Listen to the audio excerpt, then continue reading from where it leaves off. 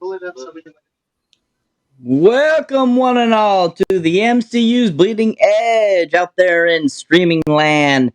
Want to thank you all if you're joining in and watching. Want to thank you all. Thank you very much. But anyways, let's get right into this beautiful, wonderful night of awesomeness tonight, guys. So we are back. The MCU's Bleeding Edge, of course, me, Cyberneticshark, and of course, Mr. Jeff Salvoda, aka True Knowledge, out there for you looking for anything else to research or listen to.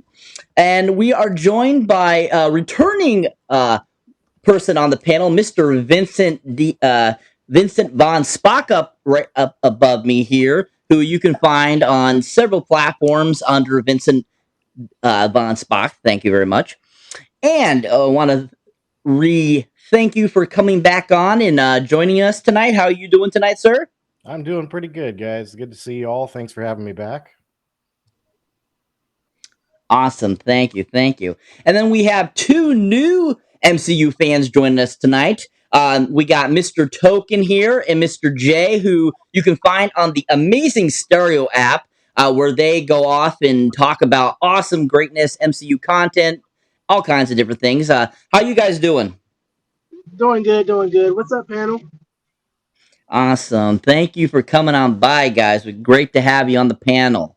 And we're just going to get right rocking into this. So, as you know, if you looked at our description tonight, we're going to be doing another Infinity Saga review for you guys, coming to the 2011 picture, of course, of the film Thor. We'll be talking about tonight, which is, of course, stars the amazing Chris Hemsworth, directed by Kenneth Branagh, starring Natalie Portman. You got the amazing, just this awesome panel of awesome actors that just really bring a really fun and aspiring film to us, to bring us our first feature length film of Thor. I mean, there have been in previous past little made for TV type of movies that Thor was introduced into, but this is like his first really big outing. Of course, we have Tom Hiddleston, Stellan Skarsgård, we got Colin Fiore in this, we got Ray Stevenson, Idris Elba, Kat Dennings, Renee Russo, Anthony Hopkins, all this great cast, like I was saying before. And this is just a really fun, of-the-mill type of film. So, of course, this movie starts off, we all of a sudden see Jane and, Dory, Doris, whatever. Why am I Darcy? I don't know why I was having a hard time with that name, but they are basically in a van. All of a sudden, they're talking and doing some geographical thing or whatever like that, and that's when all of a sudden they bump into Thor for the first time, and we kind of go into a backstory from there to seeing Thor up in the Oldenheim. So what we're going to do for you guys is we're going to show you the trailer first and then really get into the material. So, Jeff, if you have that trailer for us, why don't you show that for us, folks? Thank you, sir.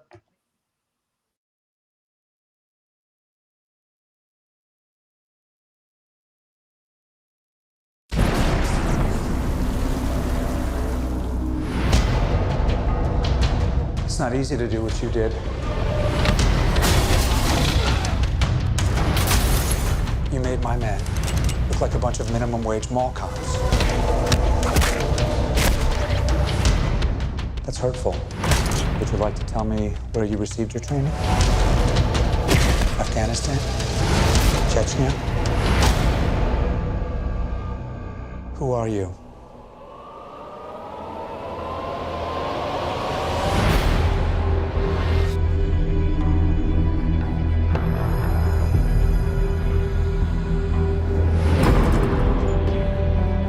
I have sacrificed much to achieve peace.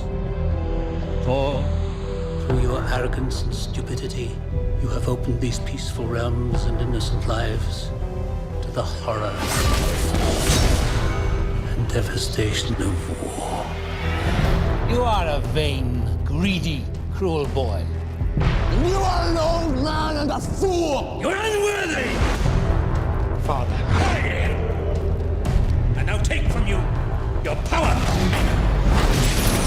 And I cast you out!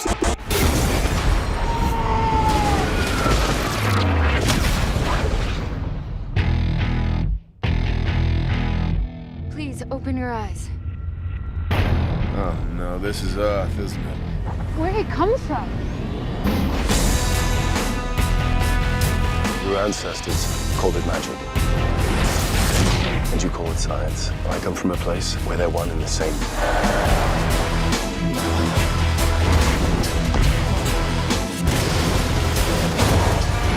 He has disobeyed his king. His fate is in his own hands now.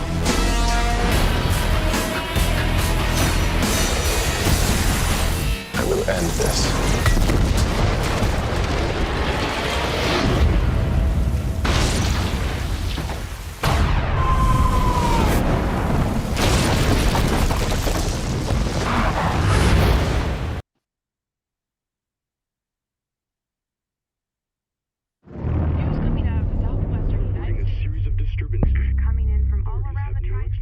Sir, we found it. Government agencies have now cordoned off the area and are investigating the light that came down.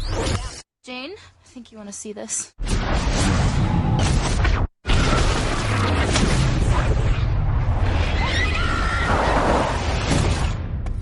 You alright?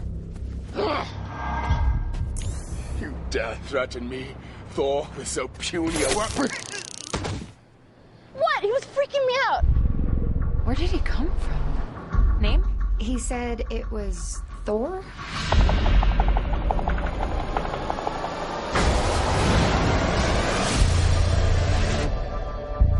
You know, for a crazy homeless person, he's pretty cut. How'd you get inside that cloud? Also, how could you eat an entire box of Pop-Tarts and still be this hungry? This drink, I like it. Another! This is going on Facebook. Smile. Your ancestors called it magic, and you call it science. Well, I come from a place where they're one and the same. But who are you, really? You'll see soon enough. God, I hope you're not crazy. Do you swear to guard the lives of the innocent and preserve the peace? I swear. I will destroy their kind You can't kill an entire race. and die with them. These people are innocent. I have no plans to die today.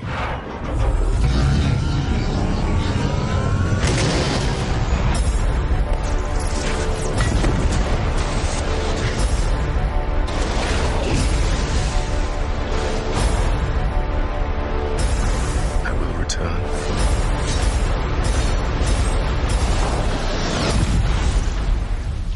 You do not know what your actions would unleash.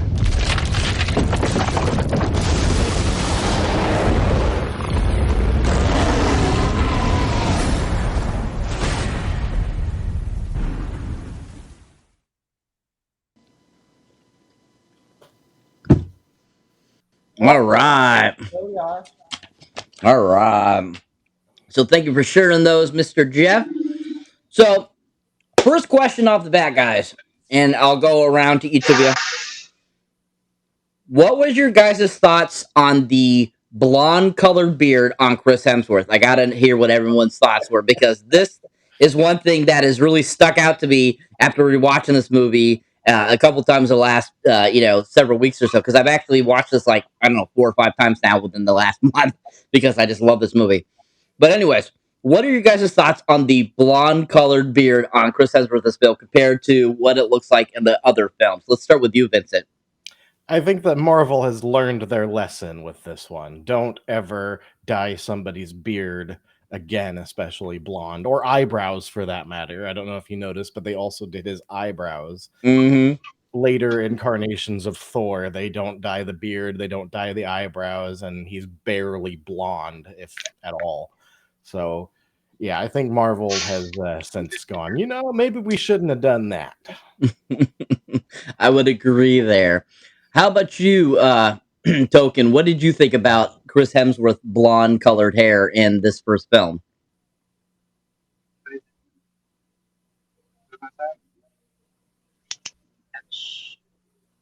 Can they Or hear Jay? it? Can you hear us? Hello? Token, Jay. Wrong side. There we go. Guys, Guys, you. Oh, sounds out. Yeah, you want me to jump in quick, Cyber, and I'll give you my take, and these guys can figure that yes, out? please. Yes, please. Yes, Jeff. Give us your take on that.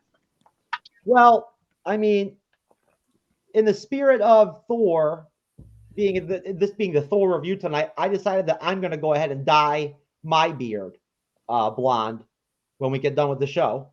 You send me pictures of that. I want to see that. Yes, most definitely. I think Token and Jay actually froze up on us completely now. Like, oh yeah, they're not moving at all. Yeah, they're not moving at all now. Hey, you know what? We'll just leave them hanging like that for the whole show. Just like straight up frozen. Like, what's up? You know what I mean? It'll be awesome. You know? But anyways, so I mean, look, I don't pay attention to that stuff very much. It didn't really I didn't think that much of it really, honestly, as far as how he looks, initially in the film and during the film, how he looks. I mean, to me, it works. Like, I mean, I don't look at it and it looks terrible to me or anything like that. I mean, is the whole premise basically that like it just wasn't fitting because his hair's brown? Well, yeah, I mean, you can tell that they try to make him look more like Thor by dyeing his beard and his eyebrows, blonde, putting on a blonde wig on him, to change to make him look like Thor. And then just like Vincent was saying, he most definitely they realized, okay, well, we'll just keep it brown, keep him brunette, give him like some blonde highlights instead, kind of, and go with his natural hair color for the character. But you could just tell it was a dye job. That's how like unnatural it looked, and that just like I feel that was off-putting. And I've had several people that have seen the film have mentioned that same exact thing, and I just think that's a funny thing to start off right off the bat talking about that. And I just think it's funny. I agree 100%. This is completely hilarious because like you got to see like I think they're trying to go for comic accuracy and everything, which that's great and everything, but you're not going to get it. You're not going to get that comic accuracy just by dyeing somebody's beard, because the thing is, like, hair on the beard grows so fast that by the time you've got it dyed, it's already sticking out the roots, and then you're going to be filming like the next day or 2 days later, and the roots are already going to be brown, and so it just looks like an awful dye job, and it's always going to look that way because you can't just dye it and then immediately film. Yeah, exactly. Yeah, 100% agree there. So that kind of leads me into next what's up. So as I was saying before, so we have that kind of intro,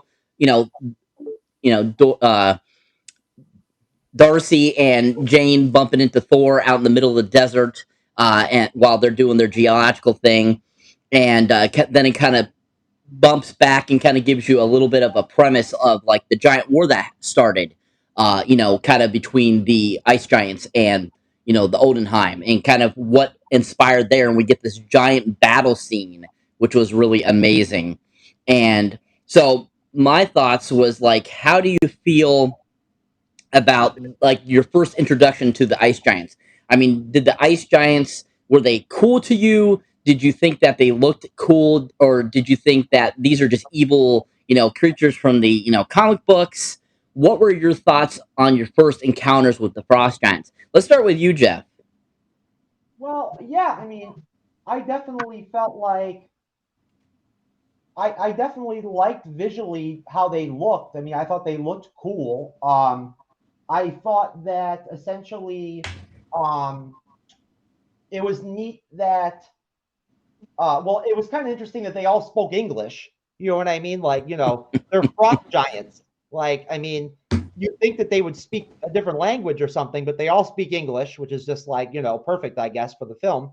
But I basically the gist I got from them basically was that like they're no joke. Like you really don't want to like frig with the frost giants in real life. Like you don't want to step to them unless you're like planning on getting into something pretty heavy. You know what I mean? Like and clearly in that battle, in that fight, you see that they've got like all kinds of different creatures and everything going on, like that are a part of the frost giants. So it's cool that they're frost giants and that like their swords are like made out of like ice or whatever, you know what I mean? Kind of like Game of Thrones, with the white walkers, right, Vincent? Yeah, absolutely. Isn't that almost exactly the same, like as Game of Thrones? Pretty much. In fact, to J.R.R. Martin, I think does Game of Thrones. He might have come up with the White Walkers because of the Frost Giants, because they've been around for quite a while. Well, we definitely need to talk some Game of Thrones one day on the MCU's Bleeding Edge, but it won't be today. But yeah, I mean, basically, Cyber, that was it for me. I mean, the whole fight scene is visually interesting. I think the Frost Giants are cool. I think that Laufey is cool. I believe that is the what's the name, that actor is Colm. Frioli. Colm Fiore. Yeah, Colm Fiore. Yeah. Yep. That was him. Yeah. Yeah, I loved him in oh shit, what was the name of the movie with oh man, with Vin Diesel? What is that character he plays? You know what I mean? Pitch Black. Not Pitch Black, the one after Pitch Black. Chronicles of Riddick. Chronicles of Riddick. He was that guy. Colin Fiore was badass in that movie. Yeah, he was. He was very much so. Very much so. So to kind of catch Jay and Token up here. So the last question before you guys unfortunately had some technical difficulties. We were talking about Chris Hemsworth's basically beard and his eyebrows having been like almost bleached or colored for the film to play Thor. And so to just before we go any further, we want to get your take on that. What did you guys think about that look of Chris Hemsworth being, that colorized of, trying to make him look more like Thor, versus his actual natural brunette hair color? So starting with you, Token. Well, in all honesty, because like when it comes to Thor, like I think he molded the whole entire look when it came to Thor to me. Like from like the hair, which a lot of times, I mean, when I first saw it, I thought that was his hair, not even knowing that it was, something that they put or they added to it. So I mean, I thought they pulled it off pretty well. Like if I think of Thor and see him, that's the story. Yes, kudos. They did good with it. Okay. How about you, Jay? What did you think?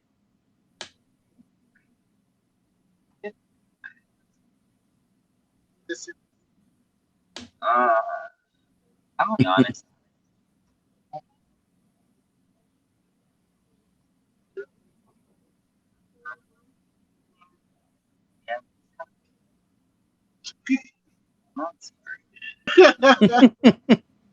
You guys are in and out. We couldn't really hear. Yeah, we didn't really hear what he said.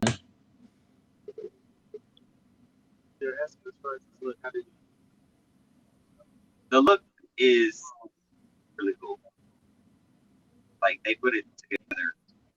To be honest, I thought that was his real hair too.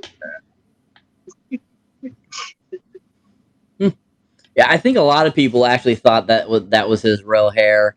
But I remember so there was a couple of making ofs right after it was going to be coming out into theaters, and Chris Hemsworth himself was saying, "Yeah, I had to wear this wig and all this stuff," and I just remember thinking, "Oh yeah," because I at first thought that was his real hair too, but it actually was a wig. So I as we were saying before, we were like.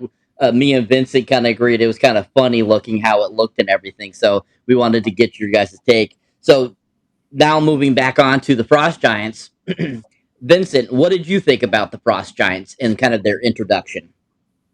So I rewatched this movie today, and looking at the Frost Giants, I have yet to really feel the scale of them. They're supposed to be big, hulking type of beings, and they really don't show you how big they are. They don't give you that establishing shot to see just how tall they are compared to Thor or Lady Sif in the Warriors 3. And so I don't really feel the menace behind them fighting and everything. Later on in Thor: The Dark World, they have this rock monster that's the same as Korg, and he looks quite significantly larger than Thor, and you actually get to see that. And I don't really feel I ever got to see that when it came to the Frost Giants. I would agree there, because definitely in this Thor film, you kind of always saw them off in the distance. They were never close enough to really show their size. The only I feel like the frost like type creature, the one that breaks through the ice and they have to battle, is the only one that really kind of got in size shape with the characters and given them more of a, kind of a comparison of how big that creature was. Yeah. So I definitely agree with you there. So going to Token and Jay, starting with you, Token, what did you think about the introduction to the Frost Giants in the beginning of Thor?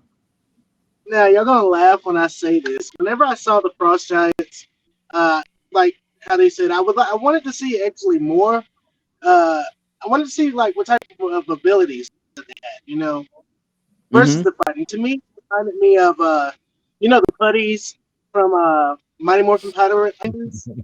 Yep. It's kind of what it reminded me of, and so I mean, it didn't really give too much. They seemed pretty weak whenever Thor went up against them. But then again, it's Thor, so I mean, yeah, that's basically it for me. I mean, okay, how about you, Jay?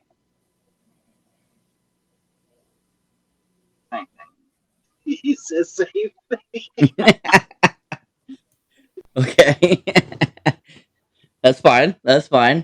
Awesome. Okay. Yeah, I mean, like just kind of reiterating the Frost Giants, like Vincent was saying, you really don't get to see their, how big they are, how crazy, what they can do and stuff like that. We get very brief what they can do, because they really I feel they kind of rushed that scene, giving you that brief history of their battle with the Frost Giants. You don't get much action of them.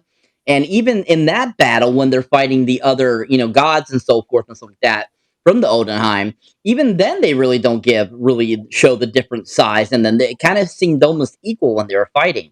So I feel like, the Frost Giants didn't get what they deserved, like really to show them who they are. Hopefully I'm hoping maybe down the road in another Thor film, maybe, Thor: Love and Thunder, or even another Marvel film, maybe we'll get to see the Frost Giants again and maybe get a better view of them. But yeah, I definitely agree, with that, because I thought they were really cool too as well. Yes, in Vincent. The party Thor episode of What If, you really get to see the scale of them next to Thor in that. It would have been nice to have seen it in live action, but at least we did get to see it somewhat later on in a different series. Yeah, yes, most definitely. Yes, that is very true, especially when Loki is his true self of what he's supposed to be, and it shows that very much so. That was a really good point. Thank you for pointing that out, Vincent. So moving on so we have that kind of that back scene showing us what happened in like 985 AD. And then it kind of shoots off and shows Thor and Loki when they're younger, and kind of how Loki was brought to the Odenheim, and we see them kind of grow up, and then all of a sudden Thor's supposed to be an adult, so is Loki and everything, and he thinks he's going to be crowned the next king, by his father and so forth, and they kind of have like a ceremony that he's going to become king and everything. And then we have kind of like Loki starting to stir things up to kind of mess with the pot, because he's he really wants to be the ruler, because he feels he deserves it, because he's the older of the two and so forth. And so we kind of get that going. We kind of get a little introduction to Lady Sif and the other characters a little bit there in that scene. We get some great hall images and stuff like that on the Odenheim and stuff like that. And then all of a sudden we have it kind of moves on. We have certain incidences happen throughout the scene. We have Frost Giants that come in and try to steal the Tesseract, and of course then we get to see the giant basically guardian, I would say, of the area. I forget what the name of that robot is. The Destroyer. Thank you. We get to see the Destroyer for the first time. Now, for me, when I first saw the Destroyer, I was literally sitting in my seat going, "Oh!" That's awesome. Like totally like that. Like I was like just blown away by it. So my question for you guys is, what did you think about the first introduction to the Destroyer? Starting with you, Jeff, please. Well, I think the Destroyer is really cool. I mean, you know, as far as I don't want to say a bad guy or whatever, but as far as like, a concept itself, the Destroyer is pretty badass. He's, it's obviously extremely powerful. And I'll be honest with you, what I really enjoyed is when they made the sister comic books or whatever to go along with these MCU films, and when Marvel made them, that limited series, whatever that they made of the comic books that are basically like a more detailed version of the films from the Infinity Saga. Okay. They actually, in one of them that I have, it shows Shield with the Destroyer trying to like take it apart, trying to test it, trying to figure out how it works and like what's going on with it and everything and whatnot. And they're like clueless. You know what I mean? Like they can't figure out what's going on with it, how to do anything with it, what its power source is. They can't dissect it. And that's how they eventually end up figuring out how to create the weapon you see Coulson use on Loki when Coulson gets killed, and and Loki stabs him, and then he shoots him with that weapon, and he's like, I don't even know what this does or whatever. That was off of the Destroyer. That was based Okay. on Destroyer tech. They made that weapon off the Destroyer tech. That's why it shot the same type of projectile or like the same like energy as like the Destroyers. But yeah, I mean,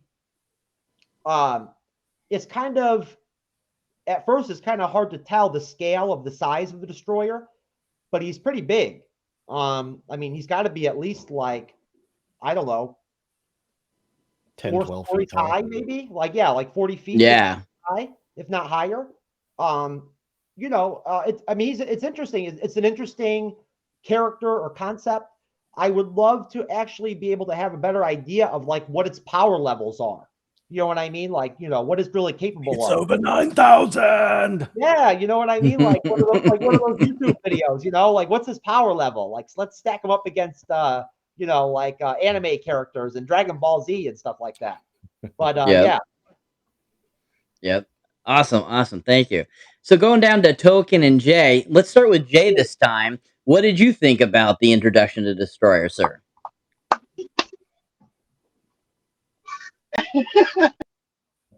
Oh, we lost him. We lost him again. Okay. So if they come back, let's go to you, Vincent. What did you think about the introduction to the Destroyer, sir? He's pretty cool looking, kind of menacing. Got the spikes. He's made out of metal.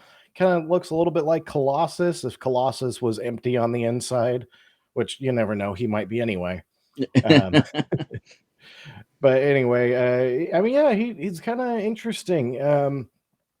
What I think is cool about him is he's more memorable than I think most of the battle between Thor and Loki that takes place inside the Bifrost, or at least like the station for it. I don't even know what you would call that, where Heimdall stands, but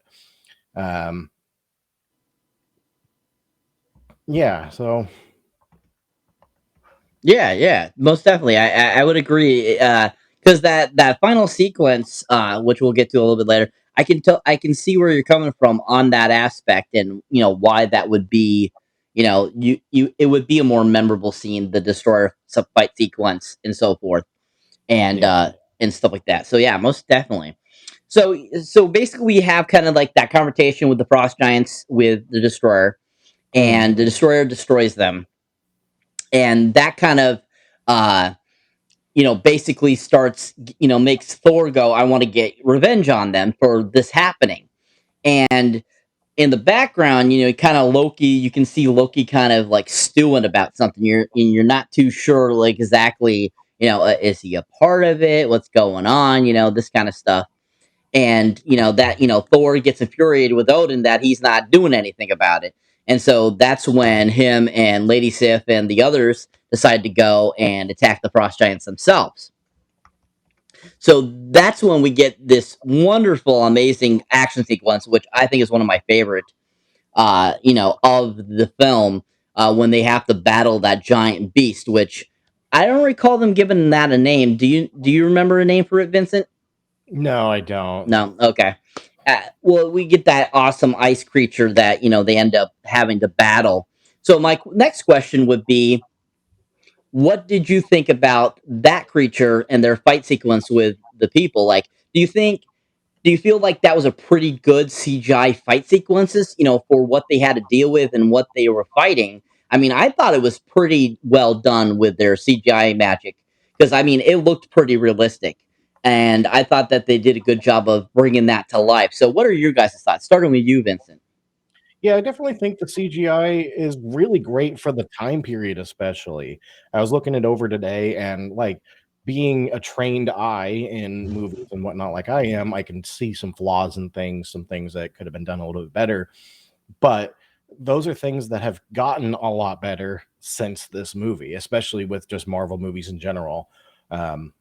So like the fight scenes where the people are having to be recreated as wireframes and then adding, textures and shadings and different things like that.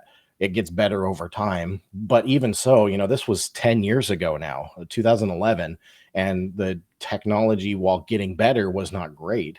So yeah, it's a little bit rough around the edges, but for the untrained eyes, probably not too difficult to follow, Yeah, most definitely, most definitely. How about you, Jeff? What did you think about that fight sequence? Which fight sequence were we talking about again, Cyber?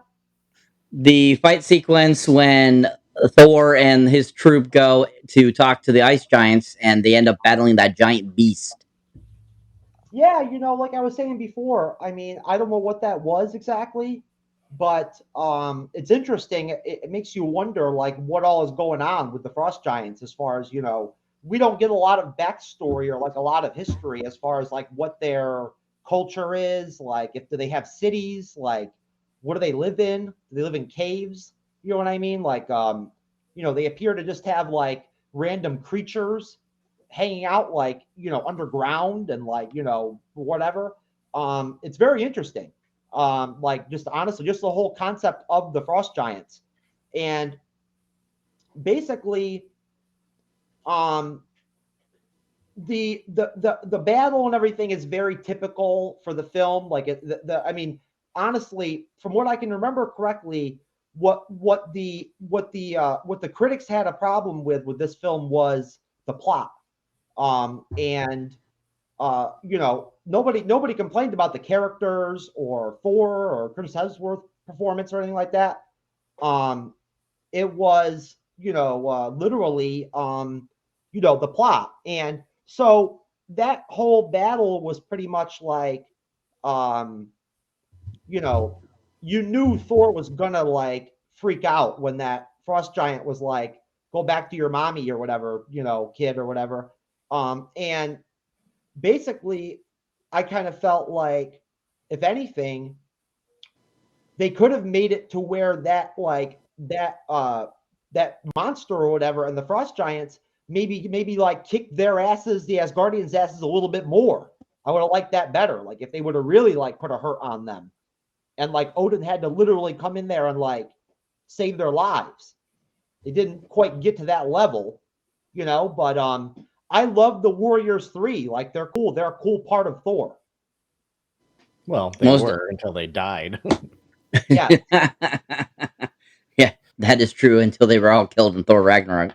From a filmmaking standpoint, I think that giant monster was put there to show just how much more powerful Thor is than Lady Sif in the Warriors 3, because he just flies right through the thing's throat and kills it in one shot, whereas they're being backed up into a cliff that they're about to fall over. So I think it's just to show you he's like 4 times as powerful as them, if not more. Yeah, I think that's a good point. But yeah, Sif is still alive. Like Yeah. Apparently, I have not heard like a credible rumor, like obviously from Marvel Studios or Kevin Feige saying, hey, Sif will be in like Love and Thunder. But She is. yes, if I had to Good. guess, she will be back in Love and No, Thunder. it was confirmed she was. Oh, really? Yeah, it was 100% confirmed she was.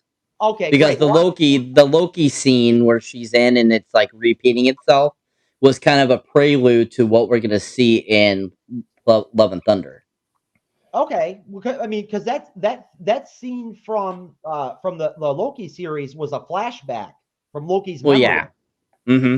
That wasn't like real time. You know what No, I mean? no, it wasn't. It just was. It was kind of. It was supposed to be like a reference to seeing that she was going to be coming back. Is what I'm saying. Well, yeah, no, That's what they were saying. I really like her. Like, I like what is her name? Is it Jamie Alexander? Yeah. Yeah. I like her. I really got into the blind spot there for a while. Yeah, and that's the reason. One of the reasons she wasn't in Ragnarok is because she was doing that show. Is and that show still on? No.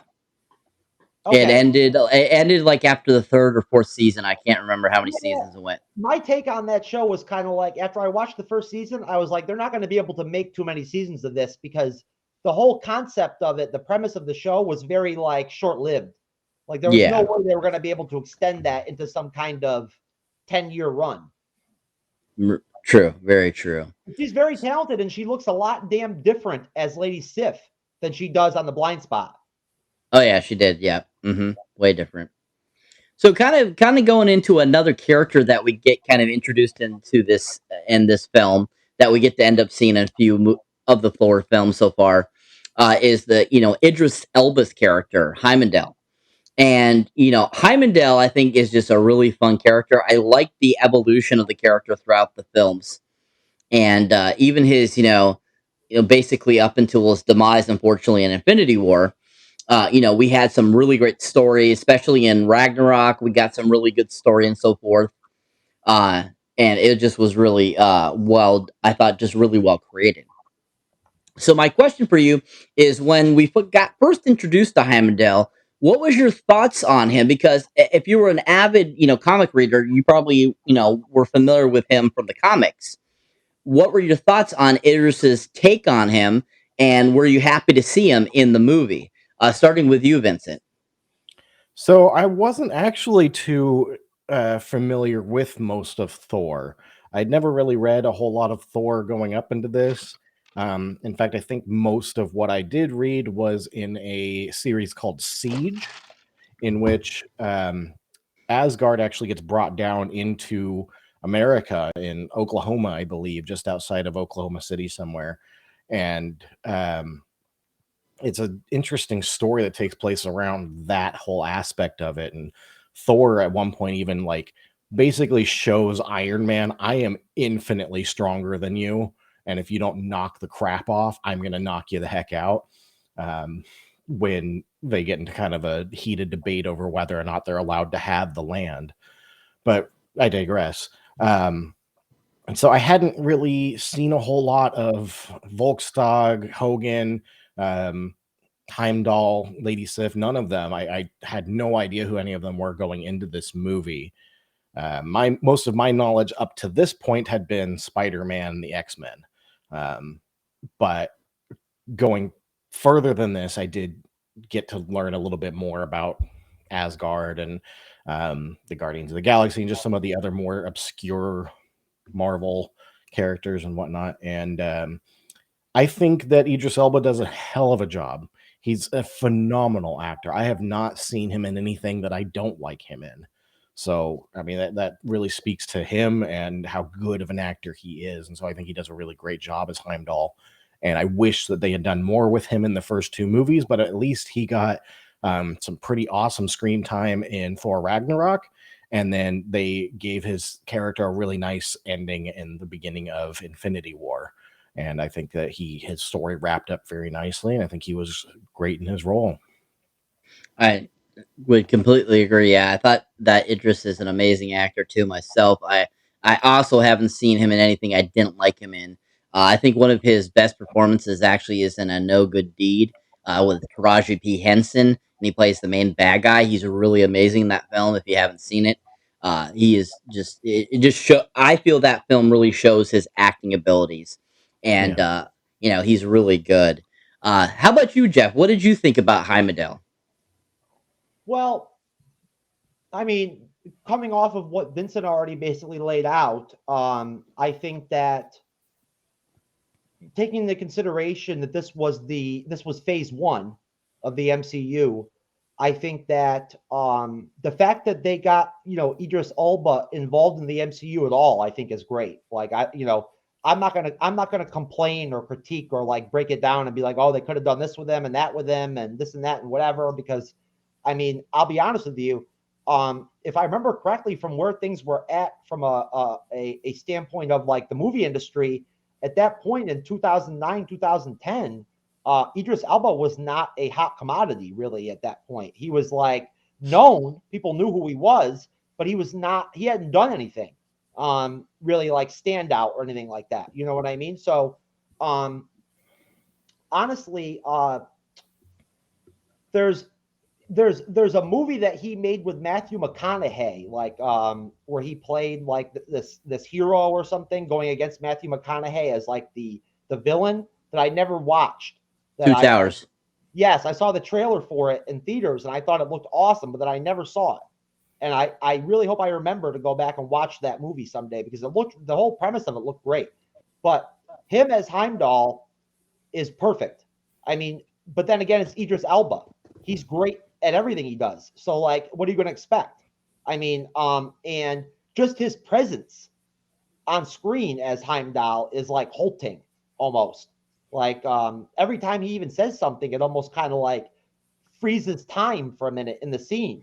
And he almost like outacts the rest of the actors that are on the screen, like just with his like one sentence, like he'll say one thing, like 5 words, and it'll be like more impactful than anything that Tom Hiddleston says in like a paragraph, So, I mean, like, hey, I friggin' love the Suicide Squad movie. I think it's like the best DC movie that's come out in who knows how long. I think it's better than anything I've seen DC make in who knows how long.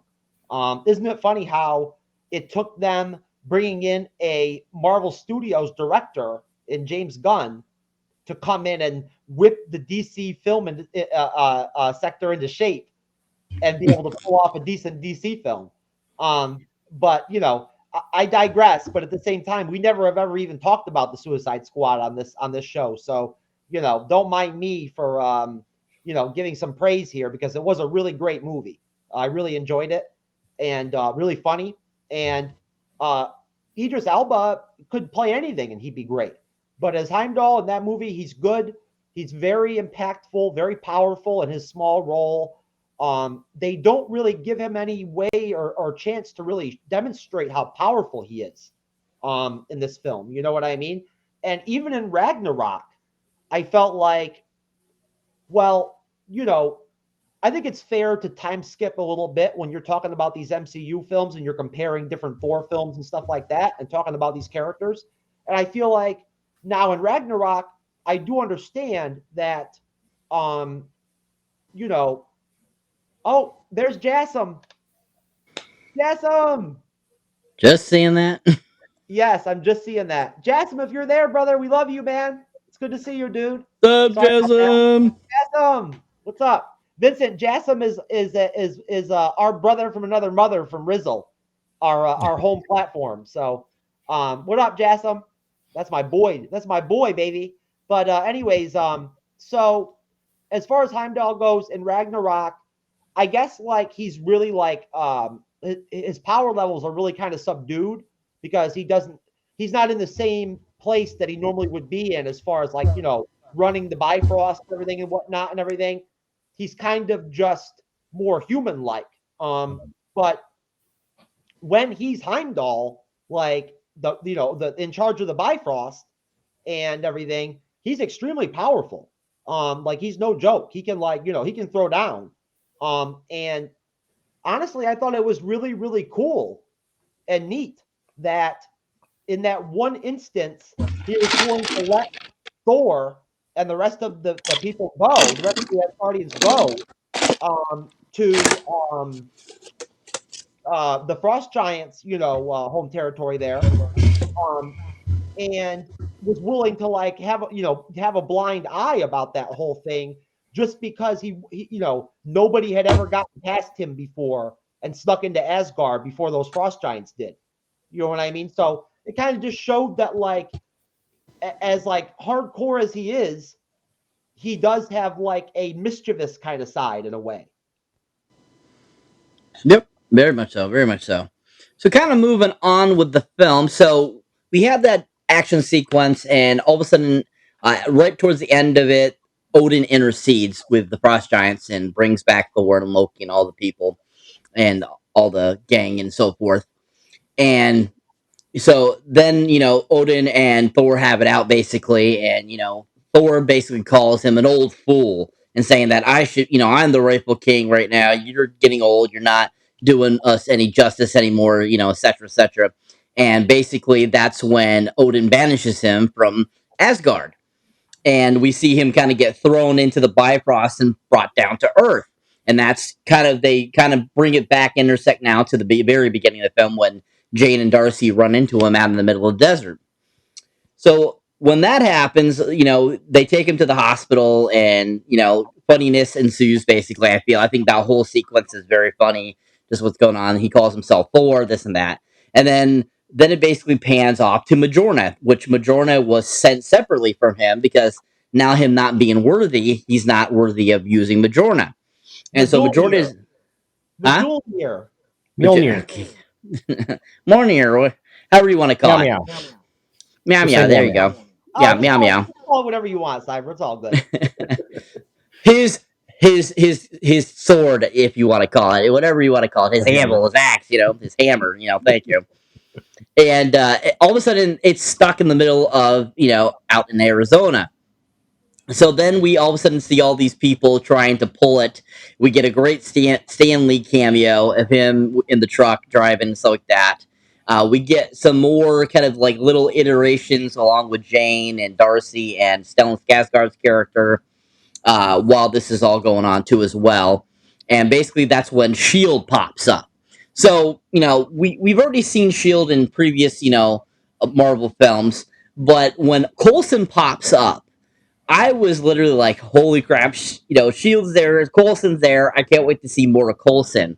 And so my next question for you guys is, were you looking for more than what you got at that very beginning scene, kind of it being that same little snippet that they gave you at the end of Iron Man 2? And, what were your thoughts on Coulson? Did you enjoy Phil Coulson? Did you think that he was a good choice for the character? And do you think they should have done more with him in that very beginning scene? Starting with you, Jeff. No, because I think that the strength of Coulson and the strength of I can't remember that for the life of me. I wish I could remember, but I cannot remember his actual name, the actor who plays him. But I think his strength is actually less of him, not more of him. You know what I mean? Like, kind of like Captain Marvel, at the end of the day. Like I always say, Greg is his name, by the way. Yes. Clark Gregg, yep. Yep. And I feel like, no, don't get me wrong, he's great in Agents of S.H.I.E.L.D. and everything like that and whatnot. But I feel like that whole mystique of S.H.I.E.L.D. being covert and like very precise and concise with what they do and like very, very official and in control of every situation they get involved in. I feel like just the short doses of Fury, of Coulson doing their thing, it kind of lends to the whole, idea that wherever S.H.I.E.L.D. shows up, they just take control of everything. Like they have this overarching power legally, and federally to where they can just basically do whatever they want to do. And I feel like they were still building a mystique with S.H.I.E.L.D.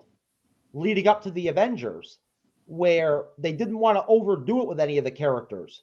They only wanted us to see so much of Hawkeye, in this film. They really didn't want us to see much of him. Just enough for us to know it was Hawkeye. Not to jump ahead, but I think Coulson, honestly, I mean, look, again, when it comes to the casting of these movies in the MCU, they're just ridiculously good. I mean, like, seriously. I mean, look, I guess you could kind of like look at some of these characters and look at some of these roles and say, oh, well, you know what? I can think of like 3 or 4 or 5 other people who could have played that character or whatever and been just as good or better or whatever. You know what I mean? Like, I'm sure there's plenty of people who would try to say that. But at the end of the day, you can only work with what actually happens. Like, reality is reality. And at the end of the day, all these characters, no matter what their level in the hierarchy of the MCU was, were really good at what they did. They served their purpose. And I think that lends to not only the casting, but to the directing of the films. Because I think at the end of the day, it's the directors and the assistants of the directors that are basically in charge of making it clear to the actors what they're looking for from them on screen and in these projects. And also are kind of there to back them up and support them morally or emotionally if they're having a bad day, or lift their spirits up or pump them up or whatever about something or whatever, or even in some instances kind of just explain to them clearly in a certain situation or spot in a film what they really need from them as an actor or as an actress with that character. And I feel like, you know, at the end of the day, I feel like it's just that the symmetry of all the working pieces with Marvel Studios productions, it just seems to, everything seems to be perfect and work out great pretty much like all the time. And I love S.H.I.E.L.D. I miss S.H.I.E.L.D. in the MCU. I miss it. I loved it. You know, and we'll get into this when we review the Avengers. S.H.I.E.L.D. is a major aspect of the Avengers film. You don't have an Avengers film without S.H.I.E.L.D. Very true. Very true. How about you, Vincent? Well, I just have one question for you guys. Why do you name a character Hot Guy if he's not going to be the most attractive man in the group? It's a pun. There we go. Yeah, Hot Guy. It's play on his name. Sorry, that was a bad joke. I don't know why. Oh, is it off of Hawkeye? Yeah. Oh. Hawkeye sounds like Hot Guy. So. Well, no, but I actually had a kid tell me one time that he thought it was weird that they named him Hot Guy, and I'm like, no, his name was Hawkeye. But yeah, it was a really big deal for a lot of fans, like comic book fans, especially when Hawkeye popped up in this movie. Like, it was big. Yeah. It was a big thing. It really was. We haven't ever gotten to see his classic, iconic, you know, pointy eye uniform yet, but you know, maybe we will at some point. But I don't really think anybody's panning for it too much, so probably I don't think so, Vincent. I think the reason they've never done that is because they don't think it's appealing. Yeah, it just doesn't look good on camera. Doesn't look good in real life. Looks great on paper, but not in this situation. But anyway, I totally agree with what you're saying about S.H.I.E.L.D. They were this big, mystical, weird, mysterious entity, and you're like, what is going on with them? Are they like the Men in Black? They just kind of come in and take what they want and study it and research it. Are they even funded by the government? Are they a private agency? What's going on with them? And so they just kind of played a little bit more into that mystique in this movie here. And that went all the way through, I think, until the very first Avengers movie. You really get to see what they are and how big stuff is and how deep it goes. And you get more and more as time goes on. You get to see a lot of it in Captain Marvel.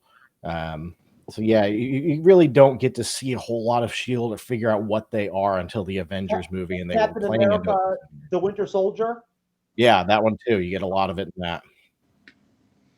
Very much so. Very much so. So as we continue on, so we, basically S.H.I.E.L.D. shows up. They take over the site. We get our first glimpse of Hawkeye, as Jeff mentioned, or Hot Guy, as one person has said to Vincent.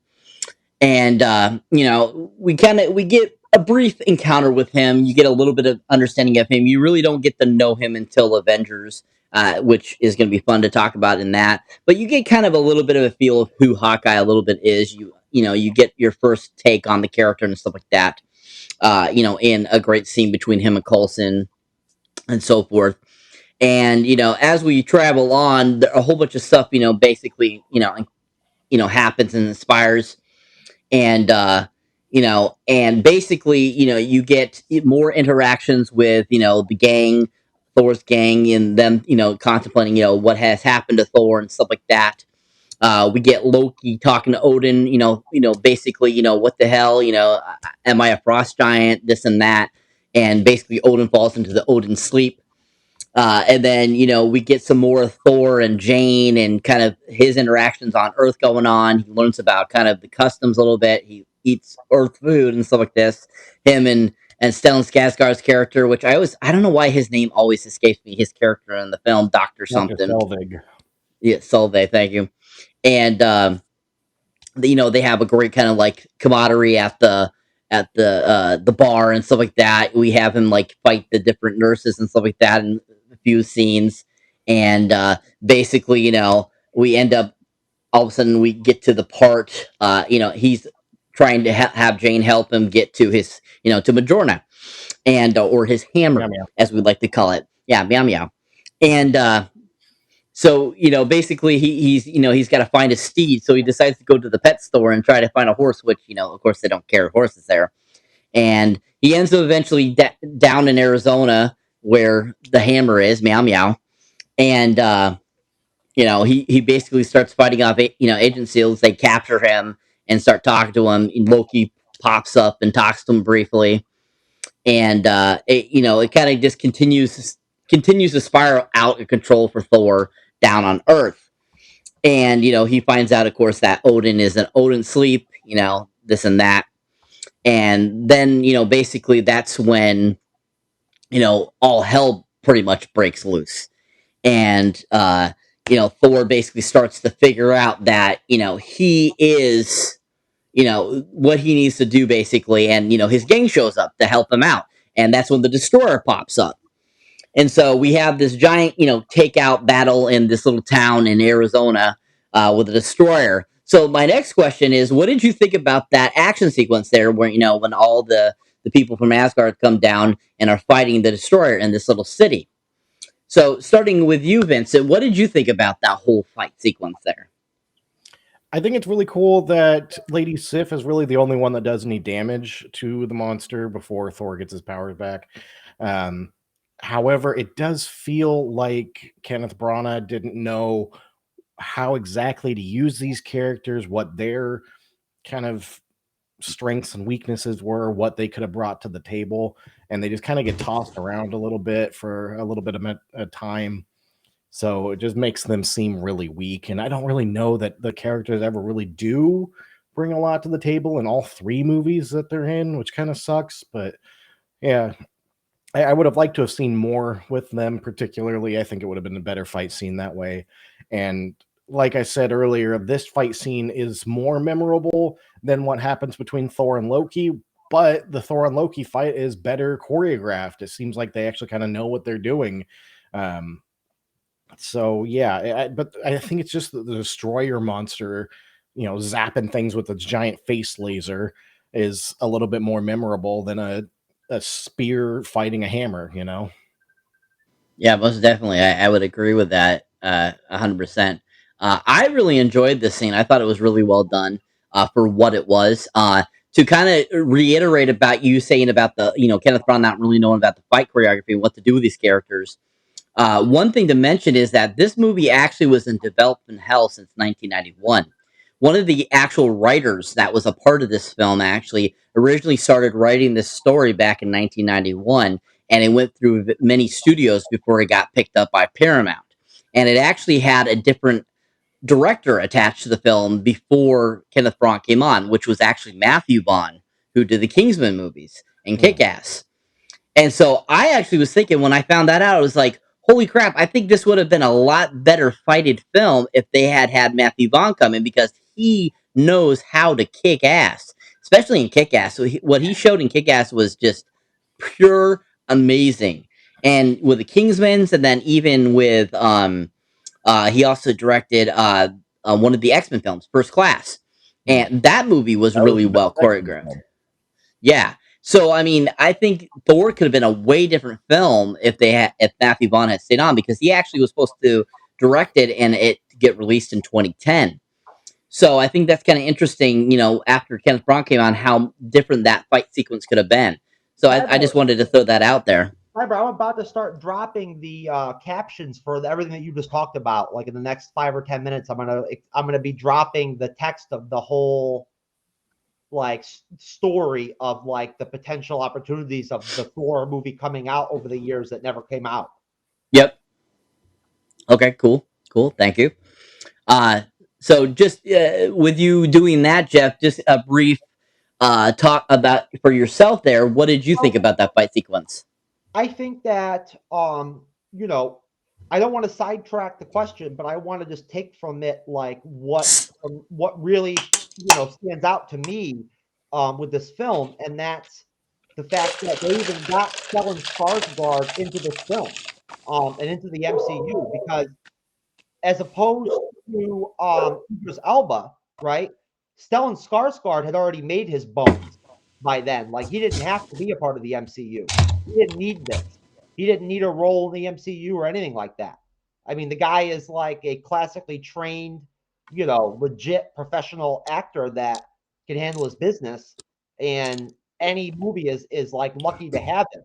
Basically, I mean, he's about to be in Dune as Lord Baron Harkonnen, and from the trailers, he looks disgusting. Basically, just literally savage in the role. But I mean, it just, again, I think that it's one thing if it's 2015, 2018, 2020, and you see actors and actresses wanting to work for Marvel Studios and wanting to be a part of this whole thing, seeing what's possible with it and the kind of success they can have, the money that can be made.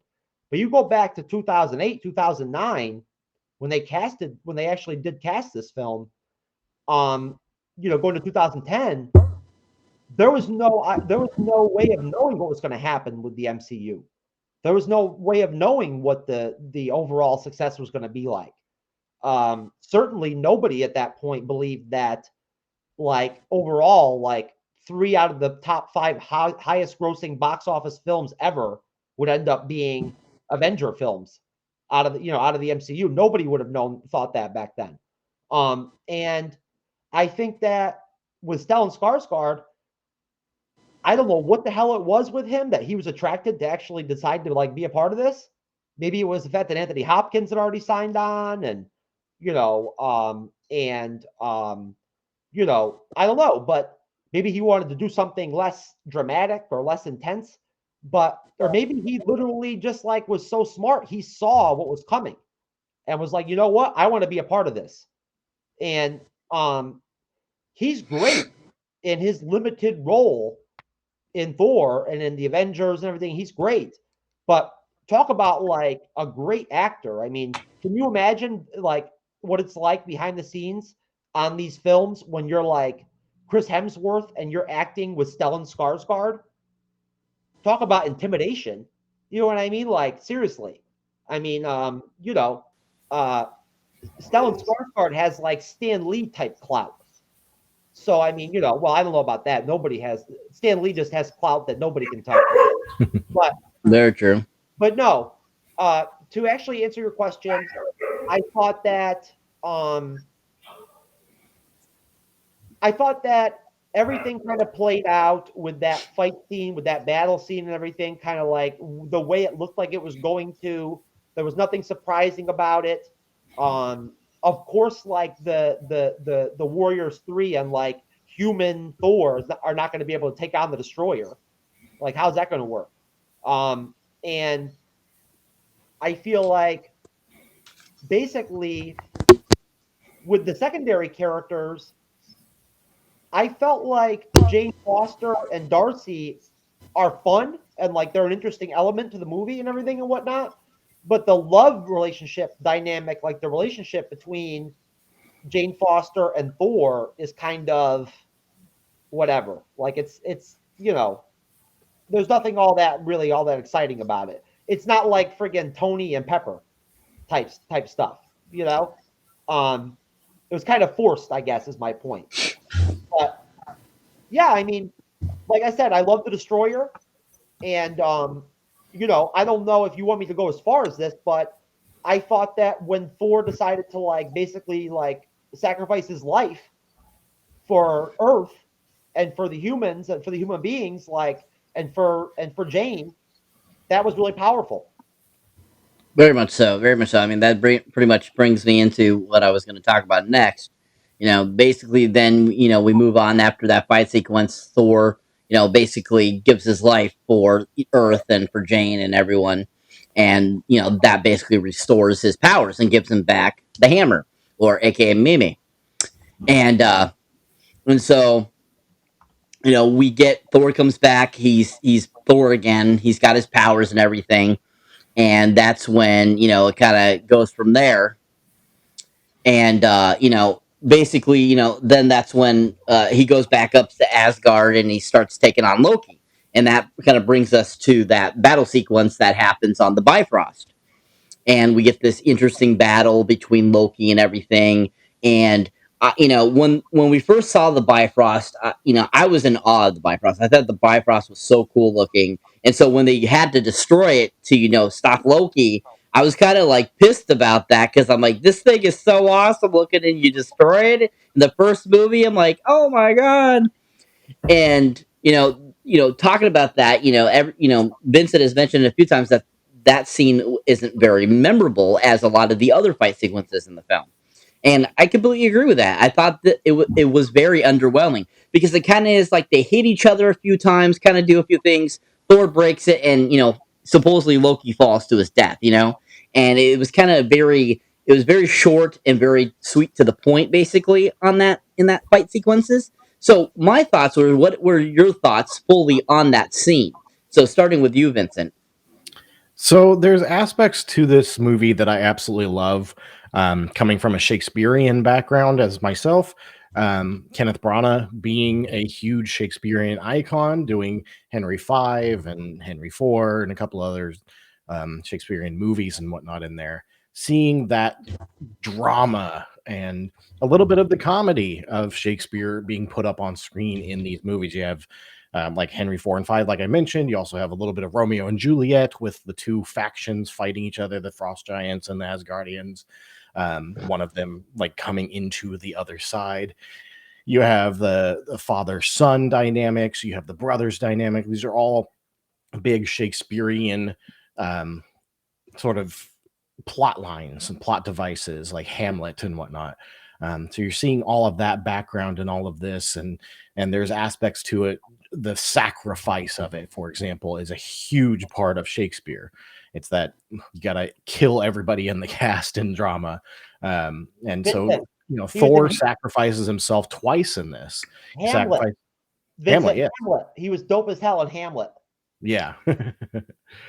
So Thor sort of sacrifices something twice in this. He sacrifices his body in order to protect Jane and the Warriors 3 and Lady Sif from the Destroyer, which then gives him his powers back. And then he sacrifices the Bifrost, not knowing that there is any other way to ever see Jane Foster again. And so he sacrifices his love. And so there's that ultimate theme of sacrifice at the end, which is really powerful and beautiful to me. Ultimately, as far as the entire movie goes, that's what I like the most about it, is that sacrifice, is the compassion that he shows for his friends and his hopefully future love interest. We haven't actually gotten to really see them be lovers, really, other than like a kiss. And fun fact, he did not even kiss Natalie Portman in that scene. He kissed his real life wife in Thor: The Dark World. Just throwing that out there. Really? That is really, so really. cute, man. If I had a chance to kiss some strange chick or whatever, and I was married to it, I'd be all over it. Well, Natalie Portman wasn't available for filming that day, and so they lined up a bunch of girls that could be, extra stand-in. And they go, "Which one do you want to kiss?" And he goes, "Well, my real life wife is here. How about I just kiss her?" I'd be like, pretty much. I'll kiss the one who shows up in my freaking trailer like an hour after we get done with this. Yeah, you would. You would, Jeffrey. You would, Jeffrey. I'm not joking. You naughty boy. And back to bunkus. Is that? I mean, yeah. That fits it perfectly. Yeah, because it is a very great ending. It really is very powerful. And I didn't mention much about the love triangle between Jane and Thor in this because, like you were all saying, there's really no existence to it except for that of that one kiss, really. And so they kind of talk a little bit about that just briefly, just to kind of iterate about that. That there's love between them. That Thor has feelings for her. That Jane has feelings for him, and that is very apparent throughout the film. But really, that love triangle, like they have between, like Jeff brought out, Pepper and Iron Man, or even like I think the relationship between Doctor Strange and his girl that is like his love of his life, that they reiterate in What If. That those were really more romantic, like, versions of like romance to me versus what they had in Thor, because Thor really was kind of basing itself more on Thor, who Thor is. They weren't trying to show that relationship in this film. So I think that's kind of like what Love and Thunder is going to kind of go more for and bring that more to fruition. Yes, Jeff. I think it's authenticity, Cyber. I think that's what's lacking, really, kind of. Like, I think there's no chemistry there, kind of, potentially, maybe, between. There's nothing there, between Chris Hemsworth and Natalie Portman. For whatever reason, they just don't seem to connect or vibe at that level that Tony and Pepper do, or or Star-Lord and Gamora. Even their dynamic is like more believable and like fun and like seems real. I just wanted to point out that I'm not like a huge fan of Jane, Natalie Portman or whatever, as far as like how she looks or whatever. She's all right. I would definitely have to have her and Darcy together if we were ever going to hang out and chill or whatever, privately. I need to have Darcy to kick in with that too, because Darcy kind of gives off that vibe like she'd be down for whatever. I mean, she checked up with Howard the Duck on What If, so I mean, she's freaky. Yep, true there, Jeff. Very true. I mean, if she's down with Howard the Duck, then I should have no problem with her. Very true. So to wrap this up before we get into our next little segment to round out the show, just to kind of wrap things up for the Thor film. So basically, like we were saying, Thor destroys the Bifrost to stop Loki. Loki falls basically to step. We think Loki is dead. We find out later that he's not. In the next film, of course. But basically, how the film rounds out, Thor finds out that he can transport still down to Earth. He ends up they have like a little end scene where he ends up back down there and sees Jane, and basically they have kind of like a little kiss, and that's basically how the movie rounds out. So just to close out the movie, your final thoughts, friends, and. So we will have each of you kind of just give your final thoughts on the film, talk about whatever you like, starting with you, Jeff. Well, I wanted to point out that I think that it's really, really cool to watch Thor now in 2021 and see Tom Hiddleston then, younger looking, fresh, new to the MCU and everything and whatnot. It's just very enjoyable to see him at that precipice of his, participation in the MCU compared to the Loki that we've gotten in Infinity War, the Loki that we've gotten in the Loki series. Like, Tom Hiddleston has really taken that character to places that I don't know that most people would have even realized were capable or possible upon watching Thor. I mean, if anything, let's be honest here. If you go and look on TikTok or like, Rizzle, or if you go and look in the fandom, you go on Reddit, there's actually at this point, there's probably just as many young women out there that are into Loki as are into Thor. Like it's kind of, yeah, I mean, it's kind of 50-50, like if not more, like for Loki, I mean, and I feel like it really says a lot about Loki as a character in the MCU when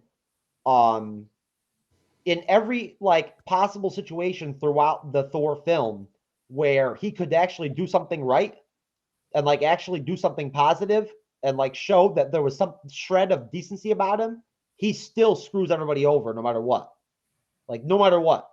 The Frost Giants sneak into Asgard because he let them in to start off with. You know, he's lying to everybody the whole time. And, you know, he actually, like, I think that they never really said it, but I think that, like, he purposely acted and reacted to, like, his actual birth and, like, his actual being of a Frost Giant when he, like, went off on Odin. I think he did that on purpose to cause him to, like, go into the Odin sleep. I do. I think that it was evident that he was actually close to a time where he needed to do the Odin sleep anyway. They already knew that he was due. That's how the Odin sleep works. There's only so much time and whatever, you know, to where there's like cycles to where he needs to go into the Odin sleep. So he was due. And he took advantage of that situation, I think. And he's just like malicious. I mean, you know, he wanted to kill Thor in this movie. Like completely kill him. That's the only Thor movie that you see where Loki wants to kill Thor completely. Like just wants him dead. And as far as the film goes, I don't know that I agree with the critics that say that the plot's terrible or whatever, or, you know, it doesn't flow well, or I think that you've got to be realistic about when this movie came out, and, you know, where it was at in the MCU, you know, timeline. And I think that overall, the casting of this film was ridiculous. The cast they put together for this movie was just insane. I mean, literally. I mean, you compare this to any of the other MCU films that came out in Phase 1, I don't think there's another film in Phase 1 that has a cast, other than the Avengers, as talented as this cast. I mean, you've got multiple Oscar-winning, you know, actors and actresses out here playing like bit parts. You know, I mean, I forget her name, the actress that plays Freya. Renee Russo. Renee Russo. Renee Russo is awesome. I mean, she's great. Like, she's excellent as Freya, but she's been great forever. Like, she's not a new commodity. You know, like they just managed to get all these great actors and actresses to play these characters in this movie. I don't know if it had to do with Kenneth Branagh being the director, maybe, you know, like maybe that was an influence where, because I mean, look at all these European, UK, you know, type actors that ended up, you know, coming in this film. The fact they got Anthony Hopkins to play this role in the MCU, that really added like a major level of legitimacy to this film. The fact that just having Anthony Hopkins as a part of anything adds legitimacy to it. So I just think that, again, this cast, you got Idris Alba in a bit part. You know, he only has like 5 lines in the entire film. Look at him now. You know, like it's crazy because I just really enjoy the lore of the film industry aspect of the MCU and of Marvel and these actors and actresses, and trying to look backwards and imagine and think, you know, what were they thinking signing on to do this stuff, signing on to multi-picture deals and stuff like that. Because you know that they locked up Anthony Hopkins, you know, and all these actors and whatnot right off the bat to like multiple film contracts, just like they did with everybody else. They weren't one-offs. So I feel like overall, like Vincent mentioned, I feel like there's definitely a real Shakespearean, organic, moral play in this film with sacrifice that's really important and valuable and really connects very well to the Stan Lee message of Marvel Comics. If you know Stan Lee's ethos as far as like what he wanted Marvel Comics to be to people and to kids and everything, it lines up with the morality of this film very well. Sacrifice, brotherhood, sisterhood. Yep. You know, like those are the core elements of the Stan Lee ethos. So Yep. I feel like it's great. It's hey, any freaking movie that Stan Lee got a chance to cameo in is awesome to me. Yep. Like, there's just something special about the fact that they managed to have Stan Lee cameo in this film.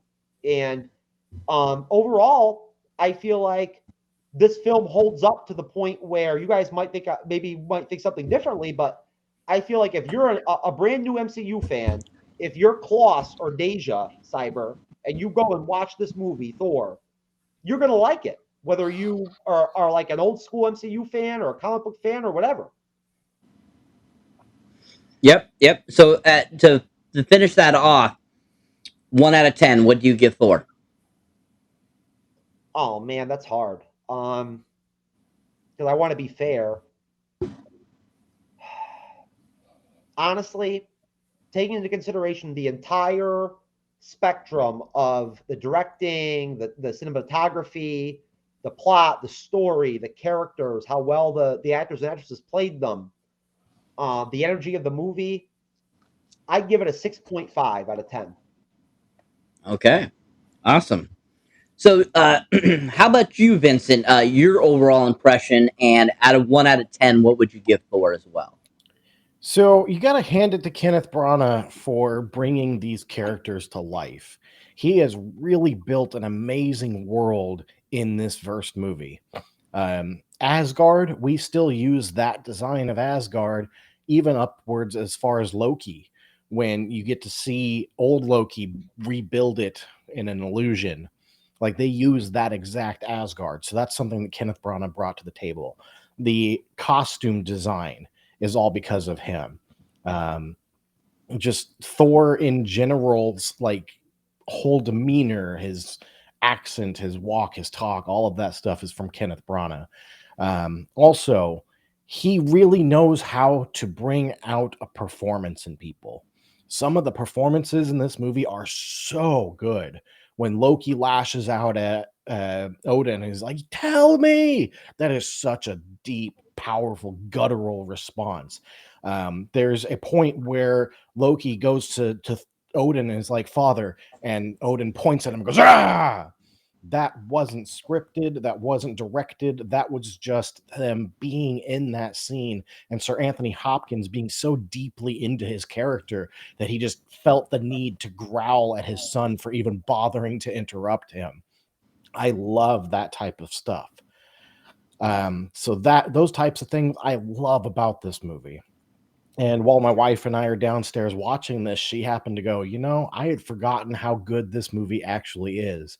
And I agreed with her. Now, does that make it a perfect movie? No, not even close.